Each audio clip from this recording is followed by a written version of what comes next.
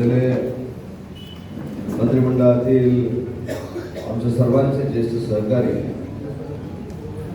ज्या विभागाचे लोकप्रिय आमदार, राज्याचे फलोत्पादन मंत्री आदरणीय परमश्री गोगावले, आमचे जिल्हा प्रमुख आदरणीय प्रमोद श्री घोसाळकर, ज्यांनी या शहरामध्ये इतिहास घडवला, ते नगराध्यक्ष सुनील शेठ कविस्कर, आता भरत शेठ आहेत, प्रमोद शेठ आहेत, सुनीलजीला पण शेठच म्हणूया, मग सुनील शेठ, विजय अप्पा, निखिलजी शिंदे, सर्वच व्यासपीठावरील सन्माननीय नगरसेवक आमचे बाळासाहेब चांदेरे, ज्यांनी हे नगरसेवक निवडून आणण्यासाठी प्रयत्न केले, ते शिवसेनेचे आमचे सर्वच सहकारी पदाधिकारी, आणि खऱ्या अर्थाने ज्यांनी इतिहास घडवला ते सर्व महाडकर बंधू आणि भगिनी. आज मी इथे येत असताना बरेचसे दोन उद्देशाला आलो की निवडणुकीमध्ये संघर्षात्मक सत्ता कशी मिळवायची असते, हे जर महाराष्ट्रामध्ये कोणाकडे शिकायचं असेल तर ते एकच नाव आहे, ते म्हणजे भरतसिंग गोगावले. आज आमचा विकासशील जरी व्यासपीठावर नसला तर महाराष्ट्रामध्ये सगळ्यात चांगल्या युवकांमध्ये जर काम करत असेल तर आमचे विकासशील गोगावले. ठीक आहे, मी देखील माझी नगरपालिका जिंकलो, आमच्याकडचा देखील स्ट्राईक रेट हा 99% राहिला. सिंधुदुर्गामध्ये देखील आम्ही चांगल्या पद्धतीने यश मिळवू शकलो. पण या सगळ्याच नगरपालिकांमध्ये जे लक्ष केंद्रित झालं होतं ते महाड नगरपालिकेवर लक्ष केंद्रित झालं होतं. कारण छत्रपती शिवाजी महाराजांची ही पावनभूमी आहे, भारतरत्न डॉक्टर बाबासाहेब आंबेडकरांच्या पदस्पर्शाने पावन झालेली ही भूमी आहे. आणि म्हणजे महाडमध्ये नक्की कोणाची सत्ता येणार हे महाराष्ट्राचं सगळ्यांचं लक्ष लागलं होतं. आणि बाळासाहेब भरत शेट्टी दाखवून दिलं की इथं कोणी किती दादागिरी केली. भरत शेठचं नाव भरत शेठ आहे, पण काल पत्रकार परिषदेमध्ये सांगितलं की तो गरिबांचा शेठ आहे. या महाडमध्ये भरत शेठना स्वीकारलं जातं हे महाडवासियांनी. कविस्करांच्या बाबतीमध्ये आज भरत शेठनी सांगितलं की कशा पद्धतीने ते काम करतात, कशा पद्धतीने त्यांची कार्यप्रणाली आहे, त्यांच्या आजारपणावर देखील बोलले गेले. मला असं वाटतं की राजकारणामध्ये काही संकेत आपण पाळणं गरजेचं आहे. तुम्हाला आठवत असेल, माझी अनेक वेळा तुम्ही पत्रकार परिषद बघितली असेल, काल देखील बाळासाहेब भवनमध्ये माझी पत्रकार परिषद मी महाराष्ट्रातल्या माझ्या सहकारी नेते मंडळींना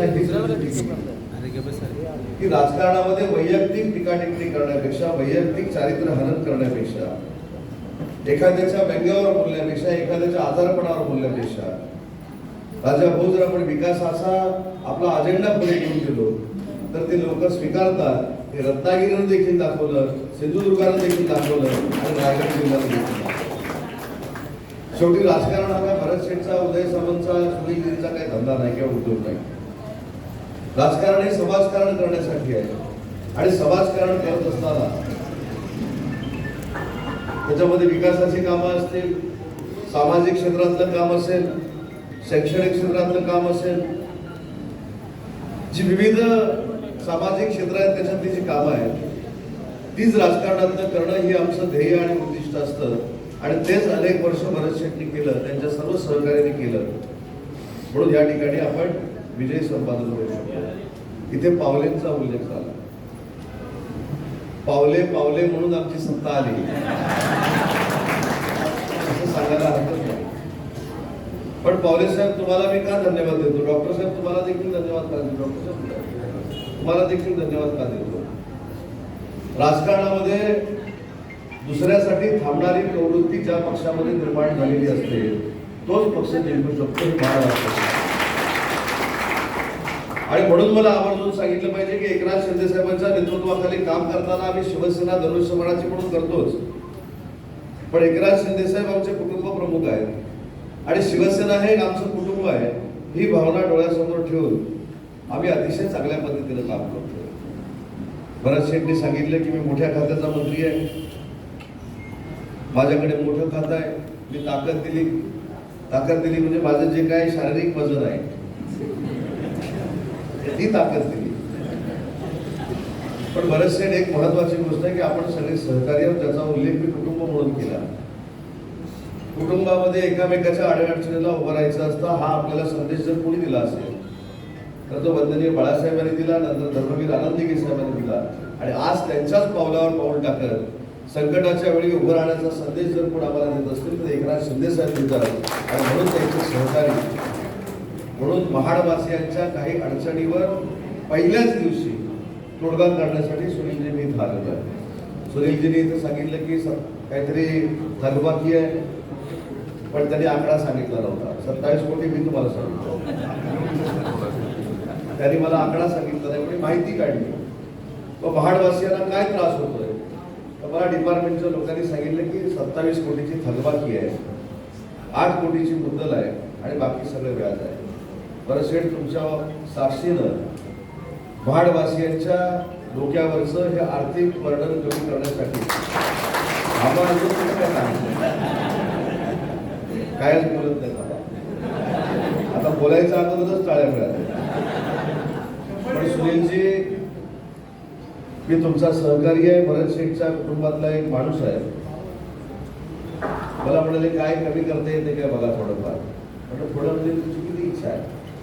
म्हटलं बघा आता मी काय सांगू, त्यांच्या मनात जेवढे नव्हते तेवढे 17 कोटी रुपये कमी करण्याचा निर्णय आज राज्याचा उद्योग मंत्री म्हणून मी महाडवासियांसाठी घेतोय. आता तुम्हाला फक्त 10 कोटी रुपये भरावे लागतील.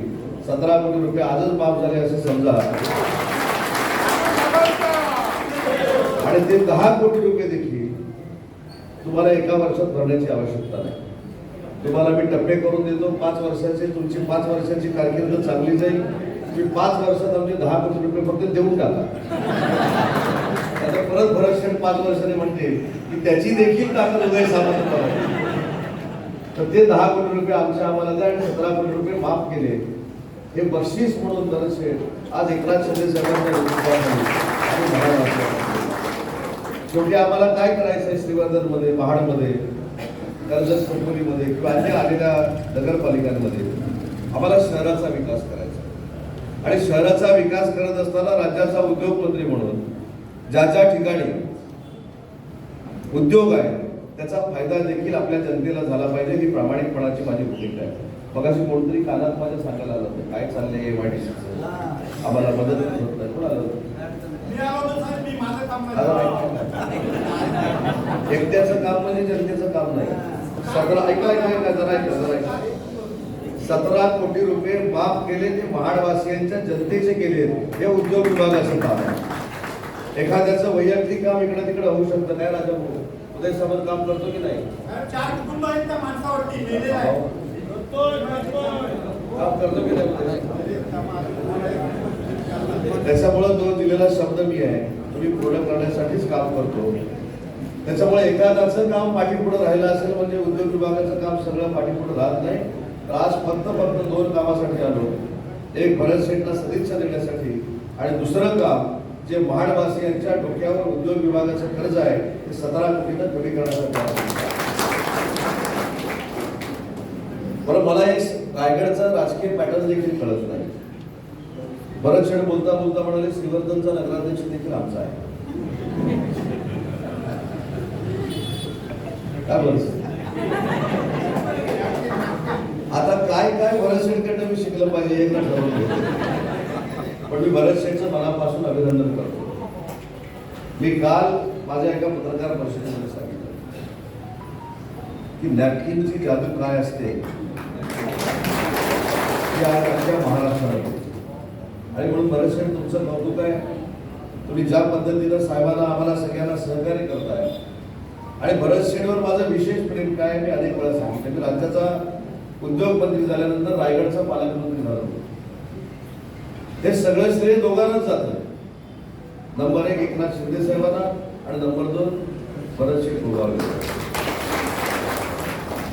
एकनाथ शिंदे साहेबांकडे आग्रह धरला की मला पालकमंत्री पद मिळालं जरी नसलं, मी जरी मंत्री नसलो तरी मीच मंत्री असं समजून जर उदय साहेबांना रायगडचा पालकमंत्री केला तरी मला जेवढं मंत्रीपद मिळताना आनंद होईल तेवढाच आनंद उदय सामंतला पालकमंत्री केल्यानंतर मला होईल. एवढा दिलार मला असणारा नेता हा तुमच्या मतदारसंघाचा आमदार आहे. हे तुमचं भूषण नाही, शिवसेनेचं देखील भूषण आहे. हे देखील मला इथे नमूद केलं पाहिजे. म्हणून सगळ्या कार्यकर्त्यांना मला एक विनंती करायची आहे. आणि विनंती करत असताना एक महत्वाची सूचना देखील करायची आहे की विकासाची कामं सुनिधी आता होत राहतील. एकनाथ शिंदे साहेबांचा आशीर्वाद, भरत शेठचा आशीर्वाद तुमच्याकडे सगळ्यांकडे आहे.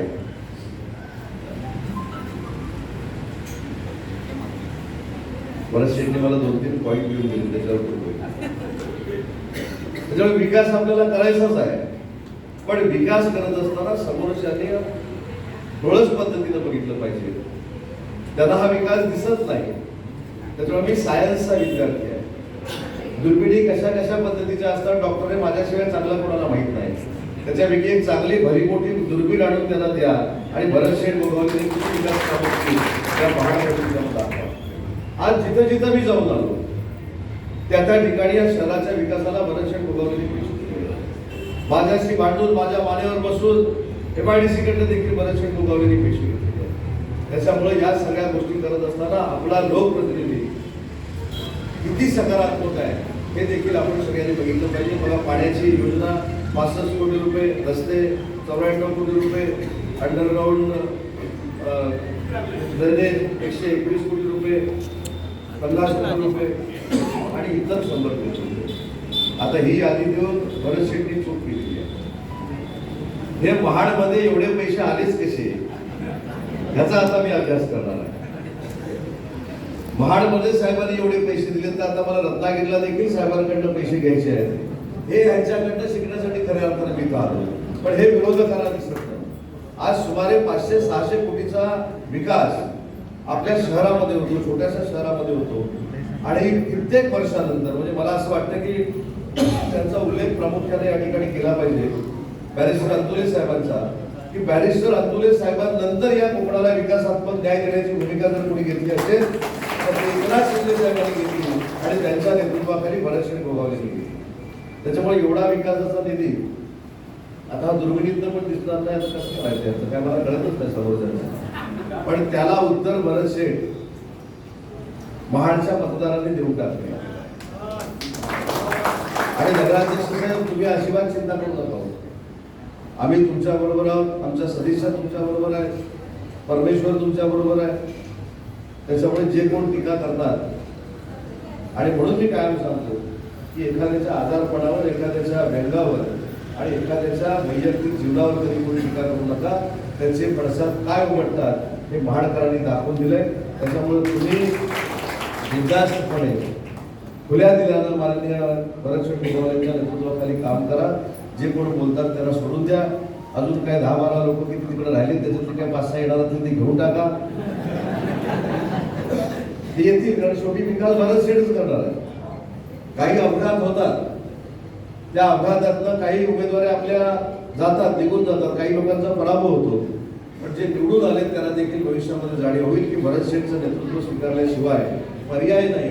भरत शेठचं नेतृत्व स्वीकारल्याशिवाय विकास नाही आणि भरत शेठचं नेतृत्व स्वीकारल्याशिवाय महाडमध्ये अस्तित्व नाही हे देखील त्याला भविष्यामध्ये कळेल. आणि ज्या पद्धतीनं तुम्ही शिवसेनेच्या जागामध्ये ही नगरपालिका दिलेली आहे त्याबद्दल एकनाथ शिंदे साहेबांचं सहकारी म्हणून मी आपल्या सगळ्यांना मनापासून धन्यवाद देतो. आणि उद्योग विभागाकडनं आणि साहेबांकडनं देखील कुठचाही निधी रायगड जिल्ह्याला कमी पडणार नाही हा शब्द देतो आणि थांबतो. जय हिंद, जय महाराष्ट्र. टाइम्स डिजिटलला लाईक करा, शेअर करा, सबस्क्राईब करा आणि बेल आयकॉन दाबायला विसरू नका. Times digital.